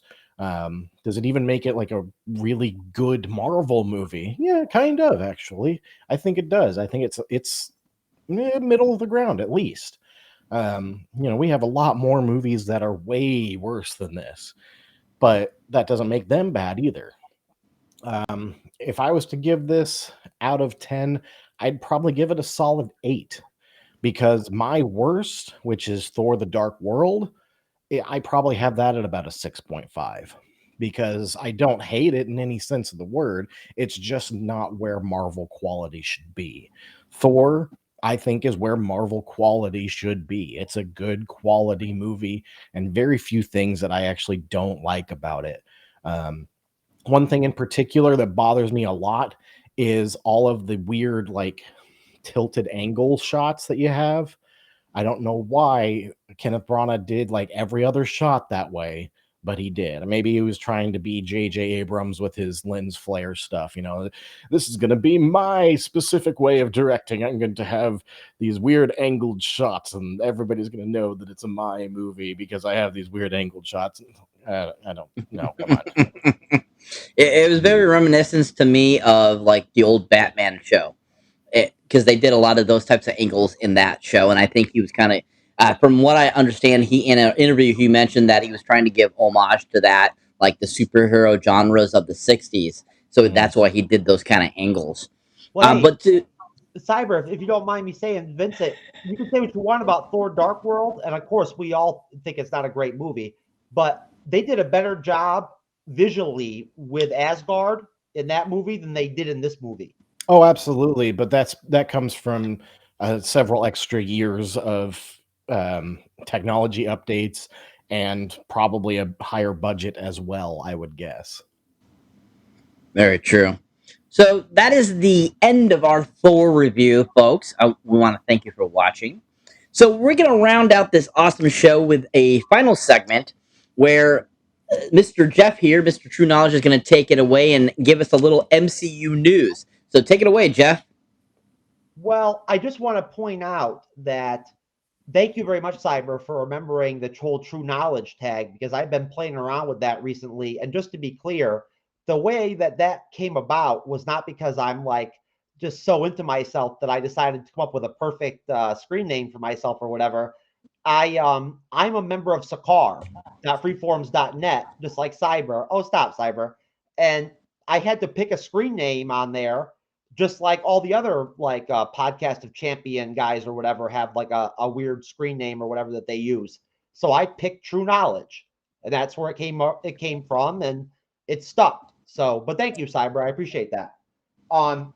So basically, as far as the news goes, I didn't get to put this in our last news segment that Cyber and I did, but I wanted to discuss this with Vincent and with Cyber. The fact that obviously we know that the Hawkeye series is coming out soon. A couple weeks it'll be out. Echo, the deaf super heroine kind of secondary character that's going to be a part of the Hawkeye series, who is the first deaf character in the MCU and is being played by a deaf actress, which I think is really cool. Echo's going to have her own Disney Plus series as a spinoff from Hawkeye already. We know that for a fact. And her power is that she is exactly the same as from Black Widow, Taskmaster. She has the same power as Taskmaster. The ability to automatically photocopy and then use any type of combat skills or moves or fighting skills or whatever that anybody else that she sees on film or whatever or in front of her, she can copy it and mimic it herself. That's her skill. So, I think it's interesting. I think we all saw Black Widow by now, right? And I know Cyber, even you were a little bit like not so happy that the whole Taskmaster situation ended up the way it did. Do you think it's kind of cool that we're going to get a character that has the same exact abilities as Taskmaster? I mean, I haven't heard much about that. I mean, I briefly heard about that supposed spin-off show from the Hawkeye character. It'll be interesting to see what they do with that and if it lives up to Taskmaster himself in the comic books. Like you said, I wasn't too happy with how they did Taskmaster and in Black Widow. I mean, I get where they took it, why they did it that way. I get that, having to be his daughter and stuff like that. I get that. But in the comics, to stay true to the character, he was a man and he had those abilities. He had that ability to basically mimic any other character, that he saw. And so when they showed that it was a woman, I was like, okay, that's okay. I get that. But I just didn't think that she was as solid and fluid as, the real Taskmaster was in like the comics and what I've seen of him before. And I thought that that was, bad casting in that point, because I think Olga Karlenko, however you say her last name, she's a fine actress. Like, she does good in drama. She does good in, stuff like that, action and stuff like that. But I just didn't feel like she really possessed Taskmaster, like the character itself. I didn't feel like I was watching Taskmaster. I felt like I was watching a female iteration of Taskmaster. So it'll be interesting to see what this series brings of this deaf character and that she has the same ability. It'd be interesting to see like an actual character that's not named Taskmaster do this type of deal. So it should be interesting. Hopefully, I enjoy the character in the Hawkeye series, and I'll want to watch the series that she's a part of. Well, they knew when they made Black Widow that they were going to have Echo coming out, and that she was going to be a part of the MCU and everything. So they basically knew back then that Taskmaster character was never going to be back in the MCU again, because they're not going to have two characters in the MCU that do the same exact thing. That wouldn't work. What do you think, Vincent? Well, I don't think that they're going to kill off Taskmaster entirely because they didn't bring in the actual person who is Taskmaster, Tony Masters. They haven't cast him yet. They haven't introduced him. They haven't even said his real name, as far as I know. Instead, it was Dreykov's daughter who was the Taskmaster. And I don't think, did they kill her in Black Widow? No, she survived. She was badly injured, but she survived. So it's very possible they could bring back Taskmaster. I don't think that they're done with him entirely. As far as Echo goes, isn't Echo also the daughter of Kingpin? Yes, Echo is I believe the stepdaughter, or like the foster or something like that, daughter of Kingpin, and she's actually a big character in the Daredevil universe. And I would not be surprised if when Charlie Cox comes to the MCU, and we get that Daredevil Disney Plus show, I would not be surprised if you see Echo guesting on the Daredevil show too, because she's one of Matt Murdock's lovers, kind of like Elektra, same kind of deal. Oh, okay. And there's rumors, or maybe it's been confirmed by now, that Vincent D'Onofrio's Kingpin is going to be in the Hawkeye series. Hawkeye. Yep. So I'm guessing that Marvel is going to, if they've already planned on doing this whole Echo series, then they are putting a lot behind this character, especially considering Hawkeye, the TV series, hasn't come out yet. And we haven't really had audience, reaction or interaction with this character yet, but they're already planning a full series. I mean, they're also planning a full series for Agatha Harkness from WandaVision, and we actually did get to see her and get to interact with her and whatnot, and so that's really great that we actually get to have that show with her. But I'm curious as to what's going to happen with Echo, why they're doubling down on her before the audience has even had a chance to get to know her. Do you think that it could potentially be a ploy, Vincent, where it's like a kind of a woke thing, like just because she's deaf and she's like disabled sort of in a way, that maybe they want to play off that? Maybe. I'm not sure, honestly, but they also are finally bringing in Hawkeye's Hard of Hearingness into the MCU. There's several shots out there where he's wearing hearing aids, which I'm guessing they're going to make it because of the time during Endgame when he's running down the hallway and the Chitauri are chasing him and he explodes stuff. Probably explosions just constantly are what caused his deafness or hard of hearingness. I'm not sure exactly. I would think that it's going to be really interesting to see this actress. I forget her name. They already have cast, obviously, the Echo character and everything and whatnot.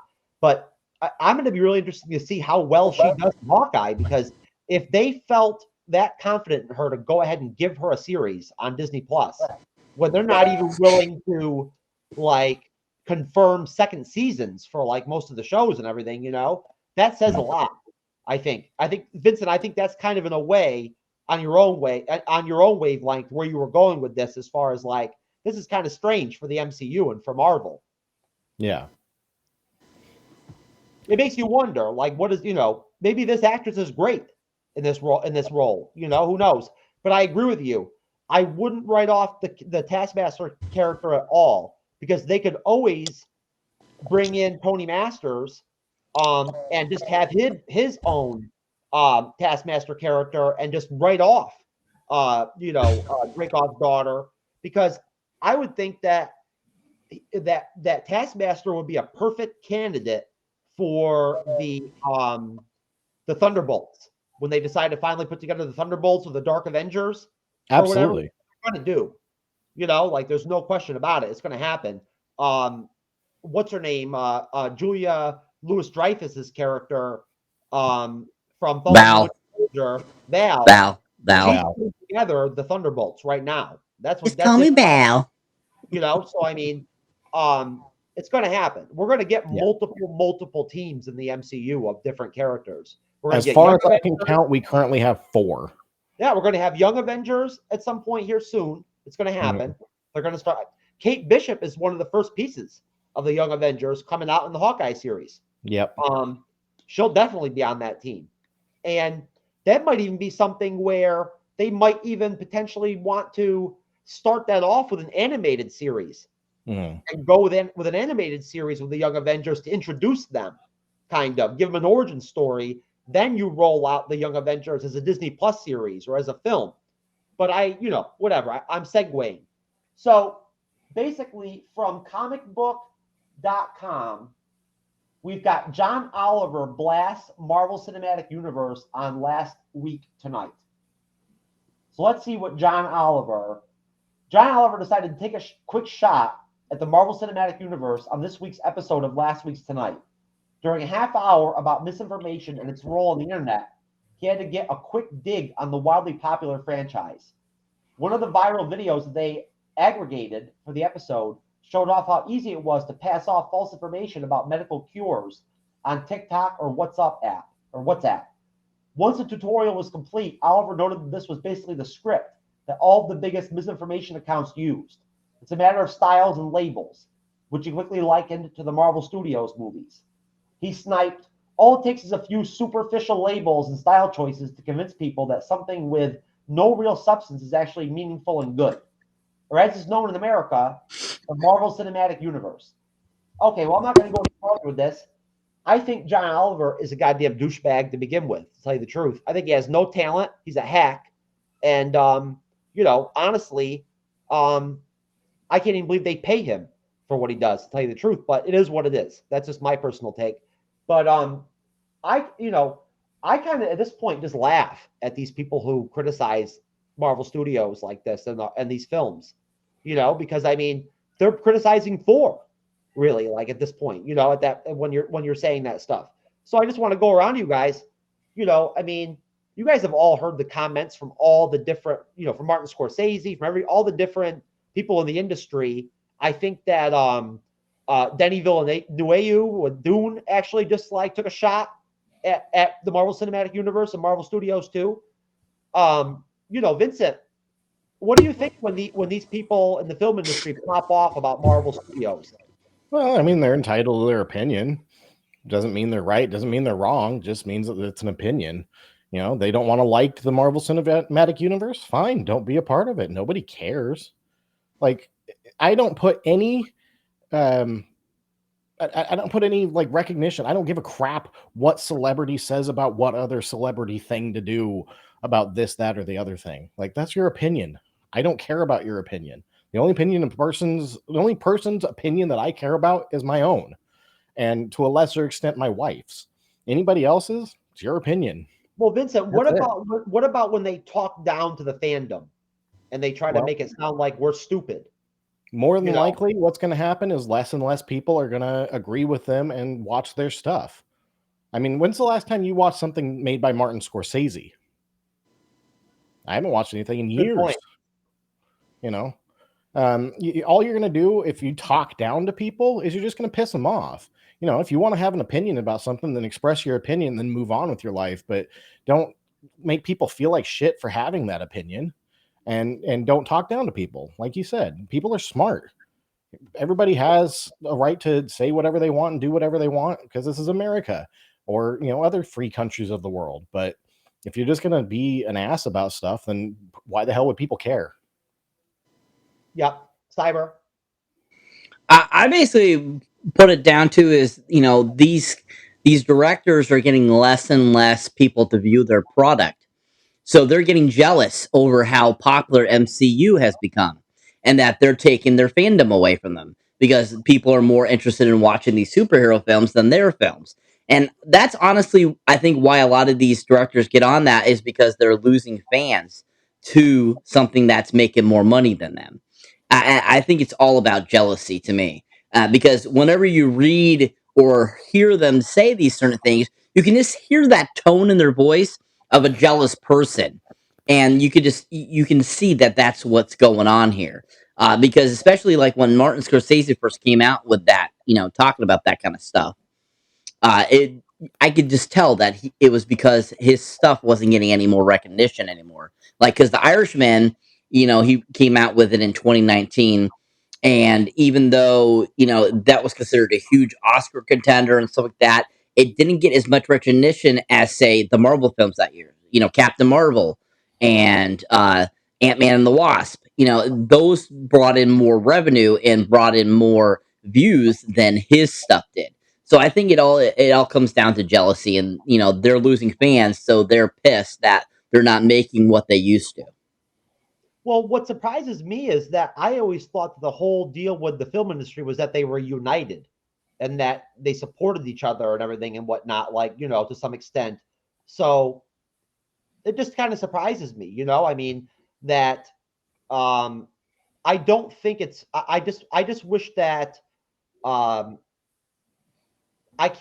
don't understand, I guess, at times when it comes to actually talking down to the fans and like acting as if those of us that are part of the fandom and love these movies so much and everything and react the way we do to trailers and like get so energized by these films and everything, and that we're so captivated by Endgame and Infinity War and everything, and they're so pivotal to us. I think it kind of just is insulting that they try to take that away from us and like try to make it sound like we're idiots or whatever, when in reality I think that this content, these movies, these films are more valuable and impactful and powerful than maybe they give credit. But moving on, so I don't know if both of you, I know maybe Cyber, you might have already heard about this, and you know what, Vincent, you may have heard about this already too. But essentially, they went ahead and casted the Adam Warlock role in Guardians of the Galaxy 3. Yep. And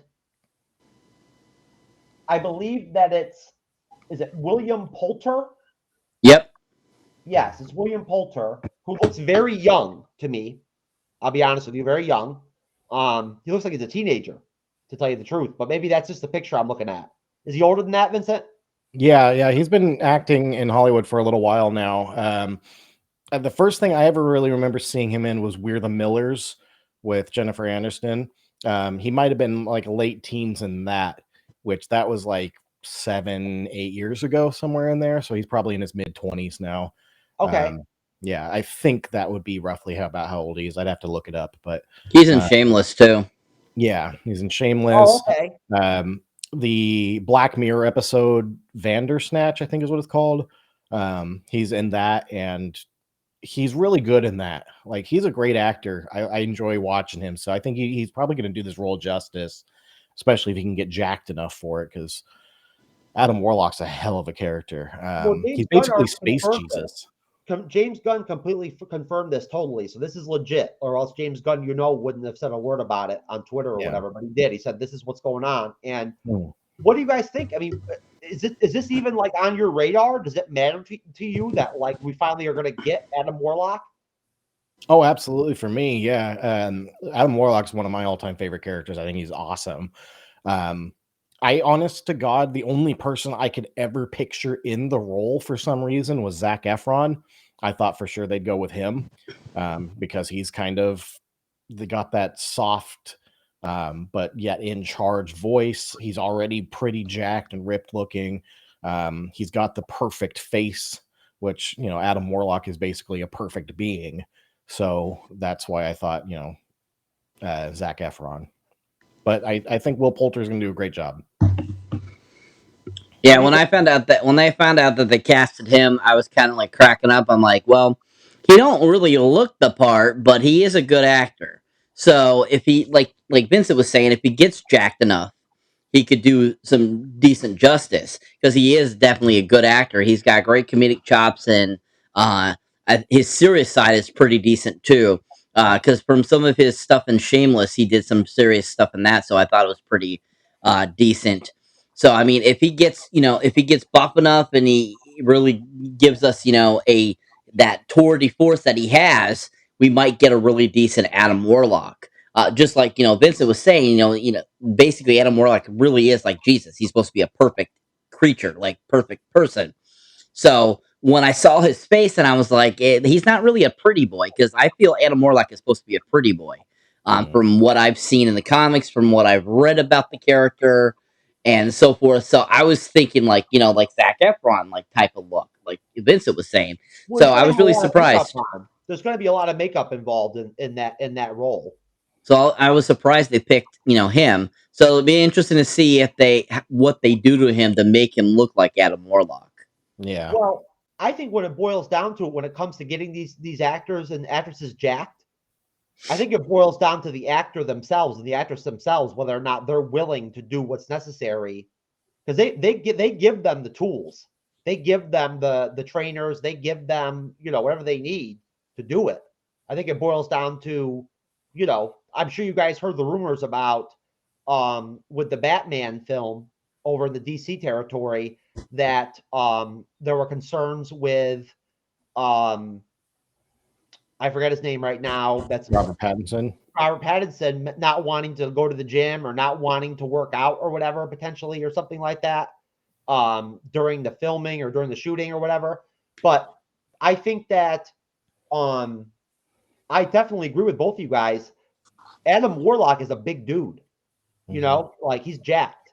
And so if this guy doesn't put on like 30 or 40 pounds of muscle, like do some Chris Hemsworth type work, then it's not going to work, because it's going to be like the freaking Fox Apocalypse from the X-Men movie where he looked like a crackhead.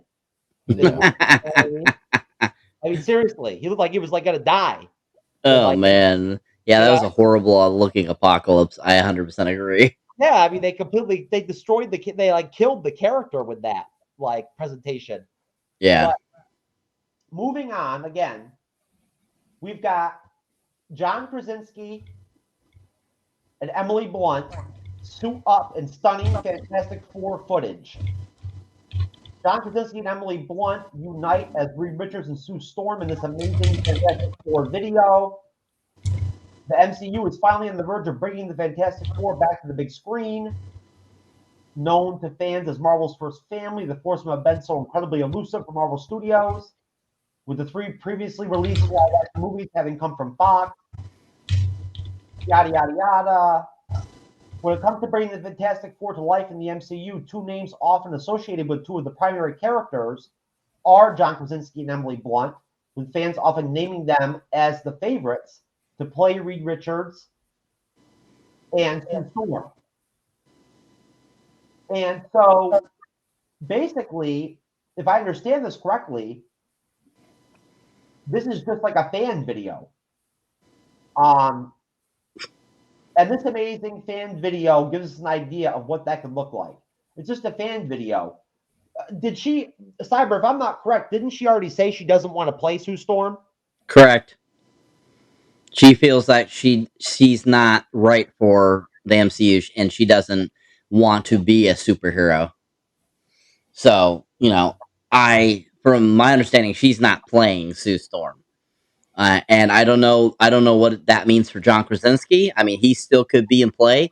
I don't know, but I haven't heard anything else about him being Mr. Fantastic within the last few months, or any other rumors going around. The Fantastic Four kind of info has kind of like died out for the moment. So who knows what all of a sudden it might just pop up, and all of a sudden be like, oh yeah, we're gonna have these people as the Fantastic Four. Well, Vincent, from Deseret News, Eternals will redefine the Marvel Cinematic Universe, Kevin Feige says. Will the Eternals reshape what we know about the MCU? I'm not going to go through the whole article. I think just the statement by Kevin Feige that the Eternals will redefine the MCU is pretty powerful and worth an opinion on. Vincent, do you think that the Eternals film is going to be able to authentically reshape the MCU? Yeah, absolutely. In fact, I think this movie is specifically designed to reshape the MCU. I don't think it's there to introduce these characters as longtime stand-ins of the series. I don't think that Selma Hayek and Angelina Jolie are going to be coming back anytime soon. I think this is kind of a one-time thing for them and a lot of the Eternals characters. However, I do think that Kit Harington's Black Knight is going to be coming back. And then I also think that they're going to explain the potential for X-Men, because at one point in the trailer, they talk about how the snap had enough energy to awaken the deviants. And I think that is also going to tie in with WandaVision and how the Mind Stone unlocked her Scarlet Witch powers. It's not the deviants, Vincent. What they're talking about is the celestial egg. That's what that energy is about. It's about that cosmic energy that they talked about in the WandaVision series with Darcy, where they were talking about this is the energy from like the Big Bang or whatever, you know? Yeah. That energy from the snaps was enough to incubate the celestial egg on Earth that's always been on Earth, to where it reached a level of like actually becoming a celestial, like being born. Oh, okay. That's what they're talking about in the trailer when Icarus says to Salma Hayek, how long do we have? And she says 5 days. She's saying we have 5 days until the actual birth of like a celestial. Oh, okay. Which I thought it was the deviants that they had awakened. I guess I was wrong. No, the deviants are always there. But regardless of that, I think that same energy that was caused by the snaps is what's going to awaken the X gene in people. Yes. I feel like the X gene was always there, but they hadn't awakened the mutation yet, and it will happen because of the radiation from the snaps. It could be any one of them. It could be multiple of them. But seeing Monica Rambeau walk through the radiation in WandaVision, turn her into Photon or Spectrum, depending on which one they're going to want to go with. I think that, plus the fact that the Mind Stone unlocked Wanda's powers, is enough of facts and evidence that's going to show that the X-Men are going to be caused by this radiation as well. I agree with you, Vincent, but here's the thing. This is where things get tricky. How do you then still explain Logan, Wolverine, and Professor X having been mutants for decades? You know what I mean? Like, how do you explain Wolverine fighting in like all those wars, like the Civil War, the World War I, World War II, and everything, and being a mutant then? Well, the good thing about being the Marvel Cinematic Universe is that they're not specifically following that kind of stuff in the comics. So the mutants per se haven't really existed up until now. They didn't even really say mutation up until Shang-Chi, I think. Yes, Vincent, if you don't establish Logan Wolverine's character in the MCU as the same one from Project Weapon X, as like Deadpool, you know what I mean, and Captain America, like the warped version of the super soldier serum that then evolves into Weapon X, you know what I mean, and like gives Wolverine his adamantium skeleton and his adamantium claws and everything. If you don't follow that trajectory with his backstory, that takes away quite a bit of the whole lore of the character. You know? So could you? I definitely agree with you there, and it kind of feels like Marvel has themselves between a rock and a hard place because they haven't owned all of the IPs. Due to selling them off to Fox and Sony. And but if anybody can figure it out, though, right? It's Kevin Feige and Marvel Studios, right? They'll make it work. Theoretically, so they'll make it work. I mean, that's the thing, right? I don't know. Like they're good. I mean, I'm only so good at theorizing, but I have a feeling that it's probably going to be something like you said. They're going to use this Eternals film and this event to influence the X gene. But at the same time, they're going to come up with their own wrinkles to explain everything else, and it's all going to work. Yeah. It's going to work. We're going to be happy with it. It's going to be fine. As long as they don't do the freaking multiverse with the X-Men, because I just don't want that to happen. It's not organic. You know what I mean? Like, it's not. Yeah. It would make no sense, especially from a comic book standpoint. Right. But anyways, look, Vincent, since we lost Cyber, he just disappeared on us, which is okay. It happens. We can handle it. We're big boys.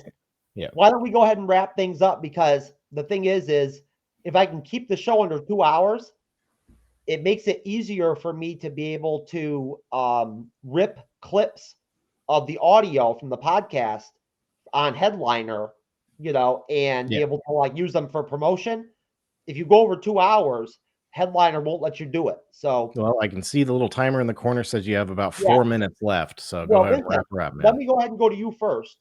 Do you want to shout out anybody, or do you want to talk about anything having to do with when you went on your little trip earlier, with the Harry Potter deal and everything and whatnot? If there's anything you want to talk about or plug, go ahead. What I'll do is I'll plug the shows that I am in Vancouver, Washington.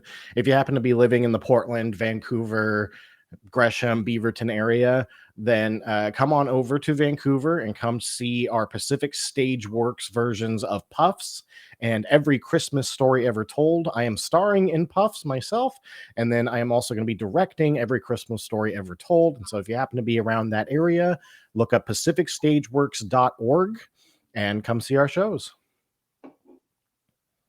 That's it, Vincent? That's all I'm going to do for now. I'm not really trying to do a whole lot on social media at the moment. This is a humble guy here, folks. I got to be honest with you. This is a very humble guy right here. And I like this guy. He's a good friend of mine and a good friend of the MCU's Bleeding Edge. And he always brings professionality to the show. I appreciate that. We enjoyed having, Token and Jay on earlier and whatnot. It didn't work out. But the fact of the matter is that at least we can rely on guests like Vincent to come in, bring their A game, have a level head and contribute effectively and professionally, which you do, Vincent. Thank you. And, that's why I had to just go ahead and close out our other guests earlier, because we just have a certain level of adulthood on this show that we kind of like to have. And if you're all like Wi-Fi's in and out and everything and whatnot, you're not going to be very effective on here. So yeah, it makes it difficult to be a part of the show. It does. But no, Vincent, thank you very much for coming back. I'm really glad we were able to have you on for Thor, because just so you know, folks, all of you who end up watching this as a video when this goes out on YouTube, Vincent and I, when we first started talking and first became friends, he told me he wanted to be on Thor. Yep. And I'm not trying to act like I'm a hero here or whatever, but I'll tell you one thing. I do care about people and I care about my guests personally. And I really make an effort to try to be friends with them. And Vincent knows I stayed in touch with him the whole time and let him know I'd make sure that I got him on this review. So, and I really appreciate how much you've done for us. It's really cool. Well, Vincent, you know what, man? I love having you on. Your spot here is always open. So, you do a great job. And, obviously your training and everything and whatnot is very evident. You speak very well. You're very concise. But listen, for Cyberneticshark, for Perry Ramsey, who is like in and out on the MCU's Bleeding Edge roster these days, for me, Jeff, TrueKnowledge, in the house, I just want to say that we appreciate all of you who end up watching this video on YouTube, on Daily Motion, on any of the platforms once this ends up stop being live and ends up being a regular video.